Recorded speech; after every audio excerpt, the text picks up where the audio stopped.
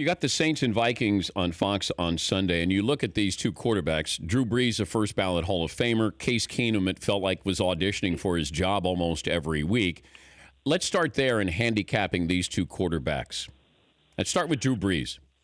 Well, I mean, hey, all year long, we had the Saints, and he had a lot of pieces around him this year that certainly helped their ability to run the football. And I put this in quotation, saying he wasn't required to do as much, which is accurate. His attempts were down, maybe the lowest since he's been in New Orleans. But then last week, when they had to have him, everyone knew that they were capable of having that passing game that we've seen over the years. They're still great at throwing the football. They're number one in yards per pass, so they can throw it as well as anybody. And then he's got the experience. He certainly has the resume. And I think that when you go into the postseason, there's something to be said for following the quarterback and going with that guy, regardless of what everything else looks like. And then Case, I had a game of his for the first time last year when he was with the Rams early in the season, and he admits that he tends to overanalyze things a little bit. And so I'm anxious to see how he comes out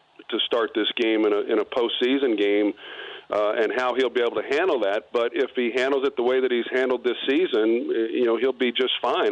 He's one of those guys you certainly root for, and everyone has to get their start somewhere. Everybody has to get their first opportunity to play in a postseason, and this will be his with a really good team around him. But whether it's Atlanta going into Philadelphia or the Saints then going into Minneapolis, these road quarterbacks have accomplished a great deal, and these home teams have their work cut out for them. For more Dan Patrick Show, tune to Audience Channel 239 on DirecTV or download the Dan Patrick Show app.